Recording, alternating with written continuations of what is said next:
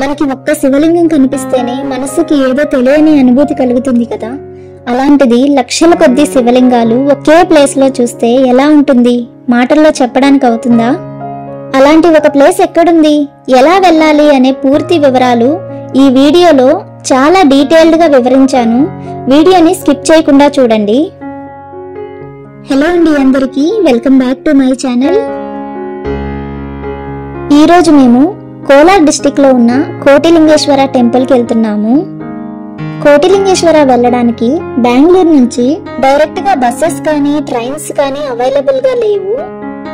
కానీ మనం KSRTC bus లో కానీ లేదా ట్రైన్ లో కానీ కోటిలింగేశ్వర వెళ్ళాలి అనుకుంటే మనకి కోటిలింగేశ్వరకి దగ్గరలో బంగార్పేట అనే విలేజ్ వస్తుంది.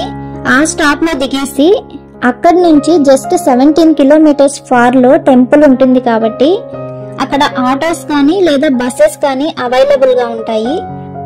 అలా మనం టెంపుల్ కి చేరుకోవచ్చు. మేమైతే కార్ లో వెళ్తున్నాము.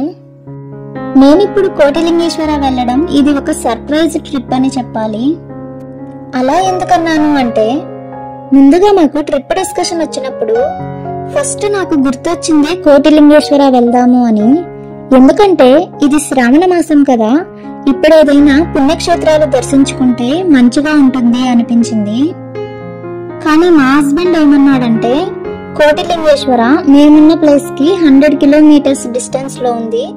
సో 1 డే మొత్తం స్పెండ్ చేయాలి. పైగా ప్రతిరోజు వర్షాలు పడుతున్నాయి కదా, పాపతో కొంచెం కష్టమైతుందేమో, ఏదైనా విత్ ఇన్ బెంగళూరులోనే చిన్నగా ప్లాన్ చేసుకుందామని. అది కరెక్టే కదా, ఇబ్బంది పడుతూ అక్కడ మనం చేసేది కూడా ఏమీ ఉండదు. అందుకే బెంగళూరులో హొస్కోట దగ్గరలో కాటారమ్మ టెంపుల్ ఉంది.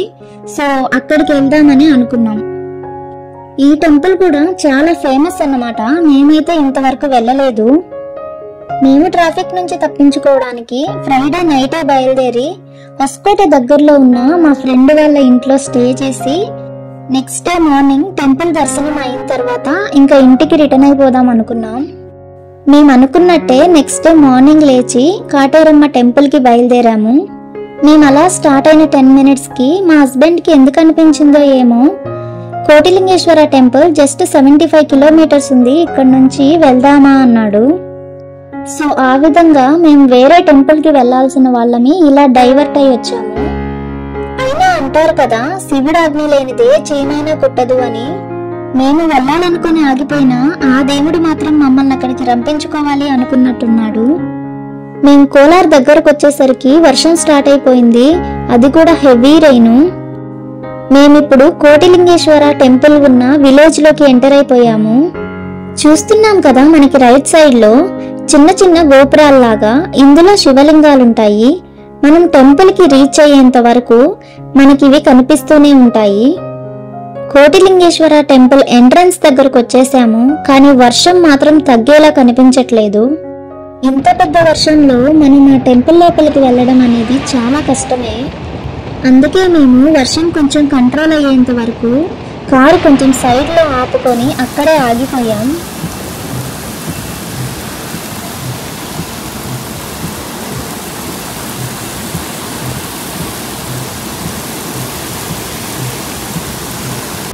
ఈ వర్షం స్టార్ట్ అయ్యి జస్ట్ హాఫ్ అన్ అవర్ అయింది.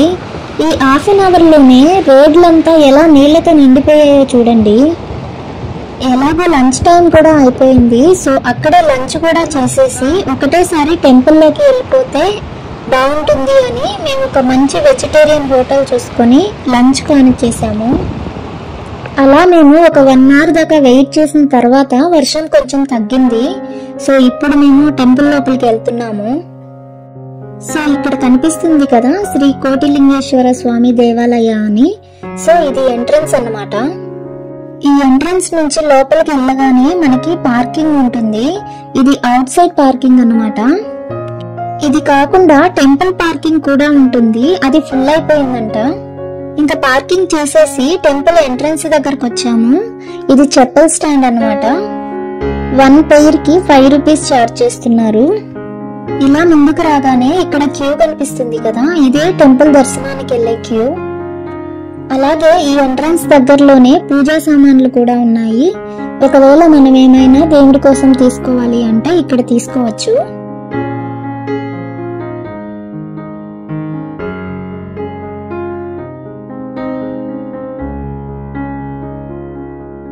నేనైతే శివపార్వతులకి 2 నెయ్యి దీపాలు తీసుకున్నాను. ఇంత వర్షంలో కూడా కొంచెం క్రౌడ్ ఉంది. ఆ రోజు పౌర్ణమి కావడం వల్ల జనాలు కూడా ఎక్కువగా ఉన్నారు. మాకు ఈ క్యూలో లోపలికి వెళ్ళడానికి ఒక 15 మినిట్స్ అయితే పట్టింది. అలాగే ఇక్కడ టెంపుల్ ఎంట్రీ ఫీ వచ్చి 20 రూపీస్ ఛార్జ్ చేస్తున్నారు.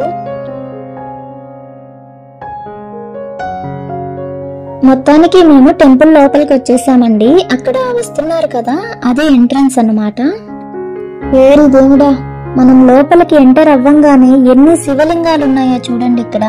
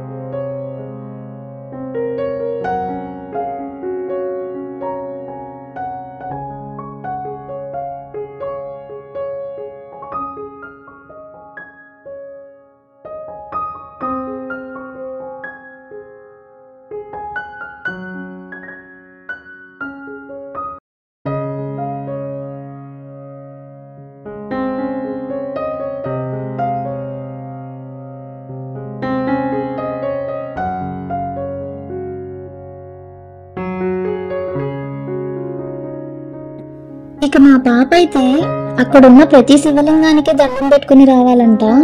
ఇంకా ఆ విధంగా అయితే మేము ఆ రోజు కాదు కదా, నెక్స్ట్ డే కూడా ఇంటికి వెళ్ళలేము.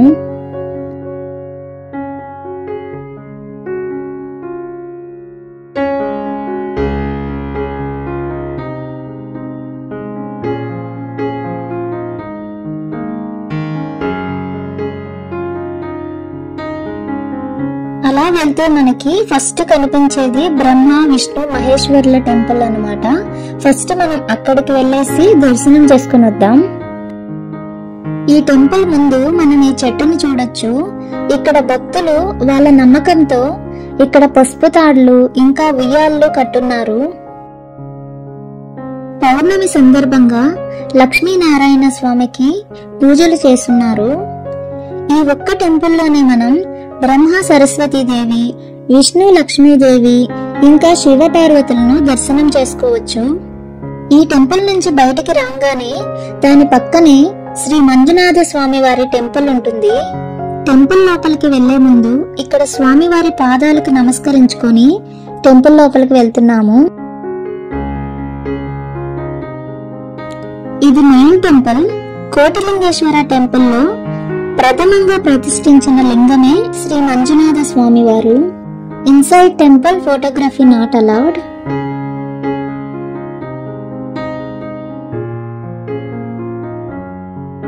ఇంకక్కడి నుంచి పక్కనే ఉన్న శ్రీ వెంకటేశ్వర స్వామి వారి దర్శనానికి వచ్చాము. ఇక్కడ వెంకటేశ్వర స్వామి వారు నిత్య పూల అలంకారంలో ఉంటారంట. ఇన్ కేస్ మనమేమైనా మన పేరు మీద పూల అలంకారం చేయాలి అంటే అక్కడ మనకి ఎంత తోస్తే అంత దేవుడికి ఇవ్వచ్చు అని చెప్తున్నారు. ఇక్కడ సుబ్రహ్మణ్య స్వామి వారు, అటుపక్కనే అన్నపూర్ణేశ్వరి దేవి, ఇలా ఇక్కడ చాలా మంది దేవీ దేవుళ్ళు కొలువై ఉన్నారు. ఇప్పుడు మనం ఈ ప్రపంచంలోనే అతి పెద్ద శివలింగంగా పిలువబడే ఆ పెద్ద శివలింగం దగ్గరికి వెళ్తున్నాము. మనం లోపలికి వెళ్లే ముందు ఒకవేళ మీరు నా ఛానల్ ని సబ్స్క్రైబ్ చేసుకోకుండా వీడియో చూస్తున్నట్లయితే ప్లీజ్ సబ్స్క్రైబ్ చేసుకోండి. ఇక్కడ స్వామివారి ప్రసాదం అమ్ముతున్నారు. మేము ఒక లడ్డు తీసుకున్నాము. మనం ఆ ఎంట్రన్స్ నుంచి రాగానే మనకి మొదటగా విఘ్నేశ్వరుడు దర్శనమిస్తాడు. ఓం నమ శివాయ అంటూ ముందుకెళ్తూ చూడండి ఎంత దూరం చూస్తారో అంతా శివలింగాలు తప్పితే ఇంకేమీ కనిపించవు. మనకి మామూలుగా ఒక శివలింగాన్ని టెంపుల్లో చూస్తేనే మనసంతా ఒకలా అనిపిస్తుంది కదా.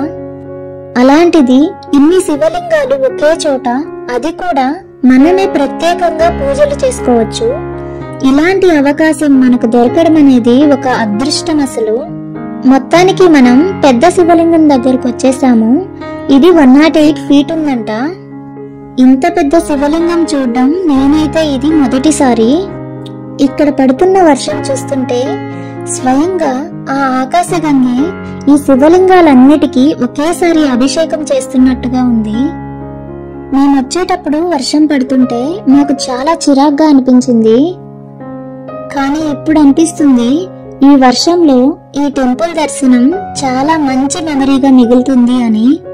నేను ఇంతకు ముందు ఇక్కడ కోటి శివలింగాలుంటాయి, అందుకే కోటిలింగేశ్వర టెంపుల్ అని పిలుస్తున్నారు అనుకున్నాను. కానీ ఈ కోటిలింగేశ్వర అనే పేరు వెనకాల ఉన్న స్టోరీ ఏంటంటే, ఎప్పటికైనా కోటి శివలింగాలు ఇక్కడ ప్రతిష్ఠించాలి అనే ఎయిమ్ తో ఈ పేరు పెట్టారంట. ప్రెసెంట్ ఇక్కడ చిన్న శివలింగం నుంచి పెద్ద శివలింగం వరకు మొత్తం కలిపి మోర్ దెన్ 90 lakhs శివలింగాలు ఉన్నాయంట. సో ఇదన్నమాట ఈ టెంపుల్ పేరు వెనకాల స్టోరీ. శివలింగానికి ఎదురుగా ఒక పెద్ద నందీశ్వరుని విగ్రహం కూడా మనం చూడొచ్చు.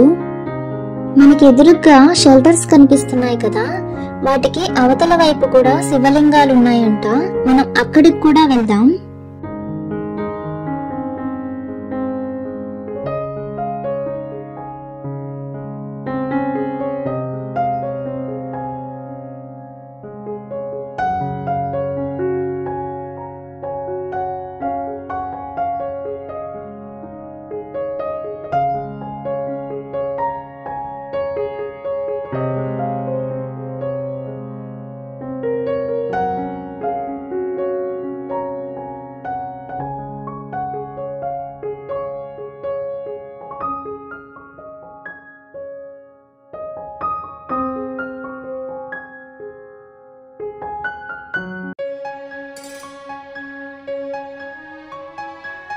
మనం ఇప్పుడు ఈ పెద్ద శివలింగం నుంచి అటువైపున్న శివలింగాన్ని చూడడానికి వెళ్తున్నాము. ఇక్కడ ఎలా ఉందో చూద్దాం.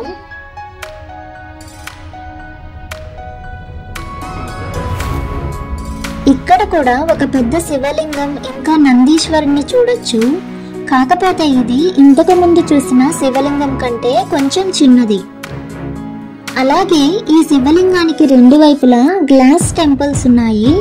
అందులో ఏ దేవతలు ఉన్నారు అని చూసే ముందు ఆ పక్కనే కొన్ని శివలింగాలు మునిగిపోయి ఉన్నాయంట వాటర్లో, అవి చూసేసొద్దాం. అయ్యయ్యో, ఇక్కడ చూడండి, ఇటు సైడ్ బాగా డౌన్ అనుకుంటాను. అంతా వాటర్ ఇటు సైడ్ రావడం వల్ల ఇక్కడ చిన్న చిన్న శివలింగాలంతా కూడా మునిగిపోయి ఉన్నాయి. ఈ షెల్టర్ కింద కూడా వాటర్ నిలిచిపోయింది.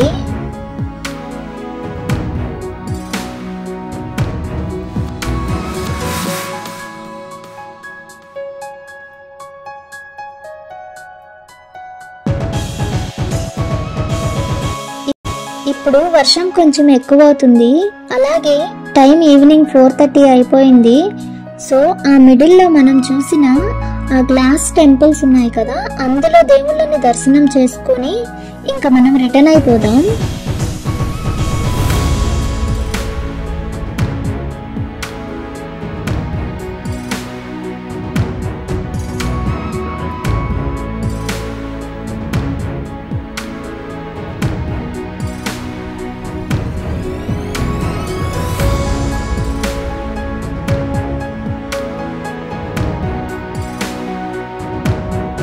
ఇంకా వెళ్లే ముందు కొంచెం సేపు కూర్చొని వెళ్దాము అని ఇక్కడ కొంచెం సేపు అయితే కూర్చున్నాము.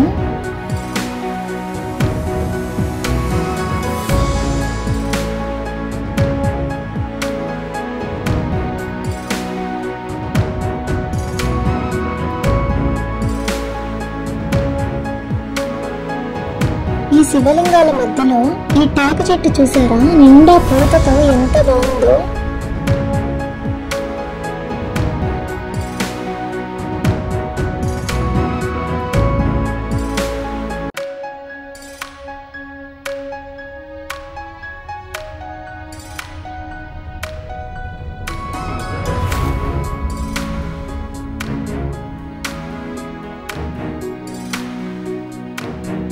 ఈ చిన్న చిన్న గ్లాస్ టెంపుల్స్ లో అమ్మవారి రూపాలైన దేవతలున్నారు.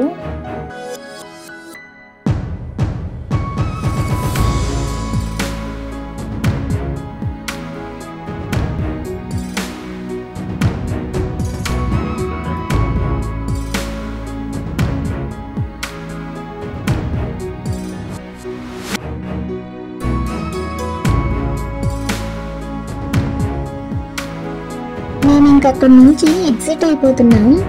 ఎగ్జిట్ నుంచి వచ్చే దారంతా కూడా మొత్తం షాప్స్ తో నిండిపోయింది. ఇక్కడ చిన్నపిల్లలు ఆడుకునే బొమ్మలు, షోకేస్ లో పెట్టుకునే ఐటమ్స్, ఇంకా రకరకాల శివలింగాలు, నందీశ్వరుడి విగ్రహాలు ఇలా చాలానే ఉన్నాయి.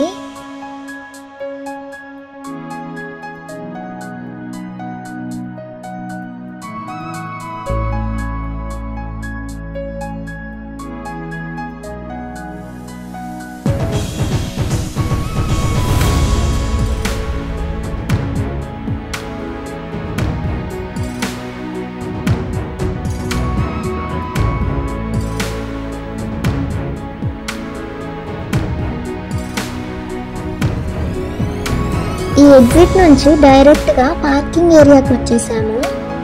సో మొత్తానికి 1 డే ట్రిప్లా కోటిలింగేశ్వర టెంపుల్ దర్శనం అయితే చేసుకున్నాము. మీకు ఈ వీడియో నచ్చినట్లయితే ప్లీజ్ లైక్ చేయండి.